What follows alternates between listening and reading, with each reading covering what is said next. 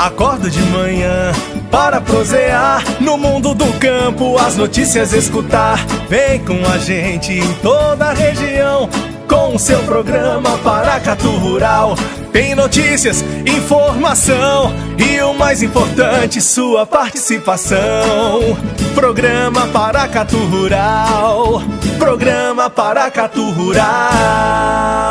Olá, amigo produtor. Aqui é o Brandalize no Minuto do Produtor. E começamos o comentário de hoje com a boa notícia da semana, vamos dizer assim, depois de várias semanas aí dessa briga Trump e China, em que os chineses estão entrando com um pedido junto à OMC para avaliação do caso da guerra comercial, para fazer uma negociação, né, para ir para uma negociação. Isso está sendo bem visto aí pelo mercado, porque em vez de ficar nessa guerrinha de taxação de um lado, taxação do outro, vai-se para uma disputa dentro da OMC e se chega a um consenso. Isso o mercado gosta dessa situação e dá para ver aí que parou de cair Chicago, né? O mercado começou a reagir, isso é positivo. Provavelmente está criando uma base de preços aí para baixo, já não tem muito espaço mais para trabalhar lá em Chicago. O relatório do USDA dessa semana das lavouras aí de soja mostrou aí a safra está evoluindo bem. O ciclo em si ele está avançado, porque o plantio se deu mais cedo. Hoje, com o relatório apontando aí que 65% das lavouras estão em florescimento. O ano passado era 49 e a média 45, ou seja, ela está bem adiantada. Só para dar um exemplo aí, o estado de Illinois está com 79% das lavouras em florescimento, a média é 48. As lavouras estão com 26% já na fase de formação de vagem, a média histórica é 11, ou seja, está bem adiantada. O estado de Illinois aí 44% e a média é 11, ou seja, aquele pessoal que gosta de ir nos Estados Unidos para ver lavoura e depois da metade de agosto,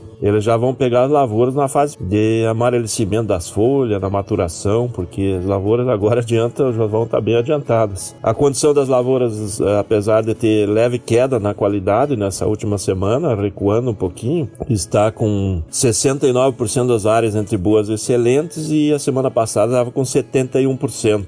Mas mesmo assim está melhor que o ano passado, que era 61% de lavouras boas e excelentes. Agora está com 69%, está com 8% a mais de lavouras boas e excelentes, que são as lavouras que dão uma safra boa aí de soja. Com isso, a expectativa continua aí que a safra venha acima aí de 117, que nem o Uzi falou, 117,3, 118 milhões de toneladas, que é um número potencial até um pouquinho acima pode vir aí na colheita, se mantiver o clima aí como está. As indicações de clima para a semana nos Estados Unidos é de continuar aí com chuvas em pancadas regulares e temperaturas amenas. Não está se projetando calor muito extremo aí na semana que começa agora e também na próxima aí, tá tudo caminhando dentro do normal. Diferente do que a gente tem visto aí no Canadá, né? No Canadá, boa parte das lavouras passando por um período de estiagem, as chuvas não têm chegado de maneira adequada, né? Então tem perdas maiores lá no Canadá, tanto na lavoura de milho do Canadá como de soja também. Mas nos Estados Unidos aí as áreas que estão com problemas são pontuais, na maioria dos casos estão dentro da regularidade, então caminhando para uma situação aí favorável aí por enquanto, sem novidades aí com relação à safra. O mercado brasileiro da soja aí segue com indicativos de compra aí nos portos, o pessoal querendo soja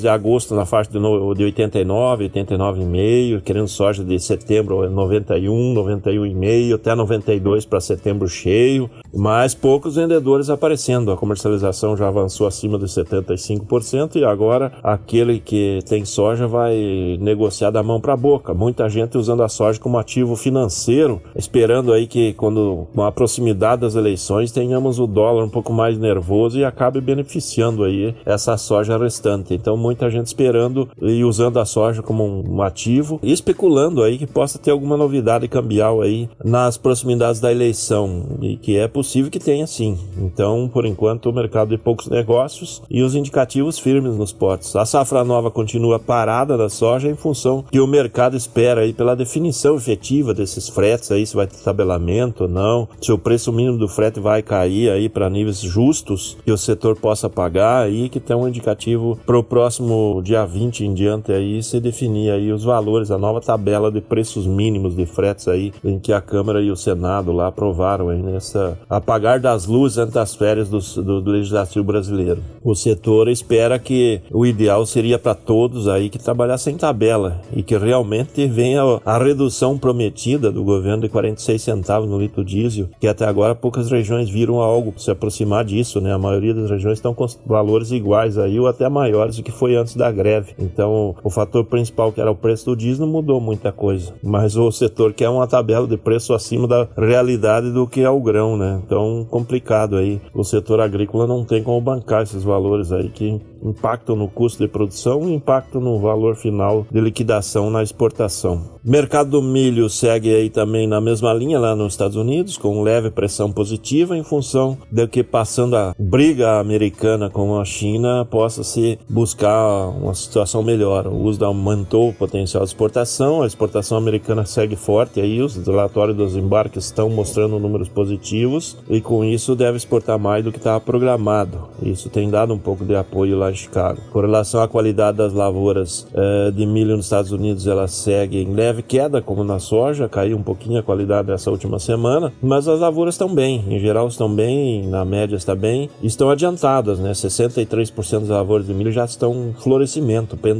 já saiu o pendão, né? Então está bem acima da média, que é 37%. Como exemplo, nós temos o estado de Illinois com 93% das lavouras já em pendoamento, frente aos 57% da média, ou seja, lavouras adiantadas nesse ano, porque o plantio se deu mais cedo. Então essa condição também favorável para as lavouras de milho lá nos Estados Unidos. Aqui no mercado brasileiro, a colheita da safrinha segue em bom ritmo aí, com clima seco no Paraná, clima seco no Mato Grosso do Sul, Mato Grosso, Goiás, tudo andando em condições favoráveis aí para a colheita da safrinha, que vem confirmando perda no potencial da produtividade, que já era esperado, né, devido à seca, e com isso os números agora vêm apontando para uma produção de 55 a 58 milhões de toneladas, e o ano passado colheu 67, um pouquinho acima, e esse ano teríamos um potencial de colher 70 milhões se tivesse tudo certinho, mas o clima deu uma ceifada em parte do potencial das lavouras do milho aí. E o mercado interno segue lento de negócios, né? Os portos falando na faixa de 38, 39 para outubro, novembro, aí o milho na exportação nos portos, mas devido ao tabelamento dos fretes, deixar o frete lá nas alturas, os negócios não estão fluindo, né? Todo mundo esperando. O relatório da CSEX da semana mostra que foram embarcados aí 3 navios na semana passada e esperam-se por novos embarques aí nos próximos dias, mas estamos com um ritmo lento de novos negócios em função do tabelamento dos fretes, que inviabiliza os negócios na exportação e também está inviabilizando os negócios no mercado interno também. Não tem como trazer milho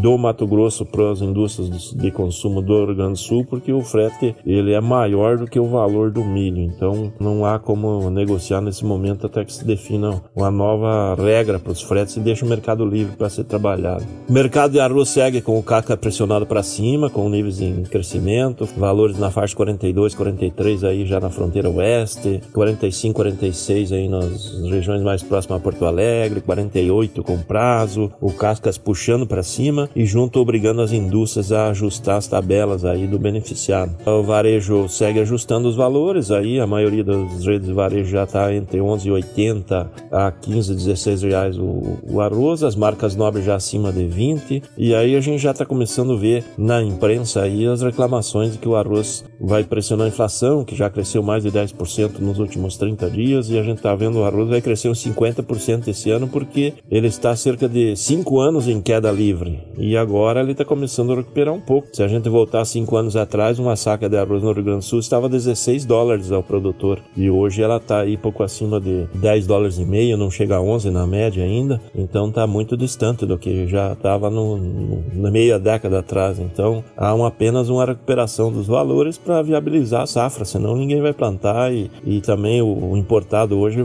para viabilizar é na faixa de R$50 uma saca, então não tem milagre, né? O arroz estava muito barato e agora ele busca uma situação de valorização para tentar cobrir os custos de produção que são maiores que os valores médios atuais ainda. No mercado do feijão, continuamos aí na colheita da safra e cotações perto dos R$100, um pouco abaixo no carioca, 120, 130 no preto, o rajado também nessa linha. Demanda boa, mas como a oferta está boa nesse momento, ainda fraco de forças para crescer. Provavelmente a partir da segunda quinzena de agosto vamos ter uma pressão maior aí, com redução da oferta e o mercado começando a reagir um pouco mais e pagando acima desses valores atuais, em função da boa demanda que estamos tendo no varejo pelo feijão e o arroz, né? No prato diário do brasileiro está tendo crescimento de demanda, né? E para fechar, a boa notícia é que o setor da soja, mesmo com problemas de fretes, continua exportando forte, né? Na semana passada foram embarcados mais de 2,7 milhões de toneladas de soja, média diária de mais de 500 mil toneladas, e com isso estamos com 5,3 milhões de toneladas de soja embarcadas nessas primeiras 2 semanas de julho, sinalizando que, sendo líder absoluto na pauta de exportações, a soja segue em ritmo acelerado aí para o mercado mundial, e junto a isso estamos com os prêmios mais altos da história da soja. Os prêmios aí para esse mês de julho aí na faixa de 250 pontos acima, 270 para agosto, ou seja, pagando cerca de $2,50, $2,70, $2,80 acima do Chicago por bushel, e está dando mais de $5,50 a mais aí para a soja brasileira do que o mercado de Chicago tem indicado, justamente apoiado pela guerra comercial Estados Unidos e China, né, que derrubou as cotações em Chicago.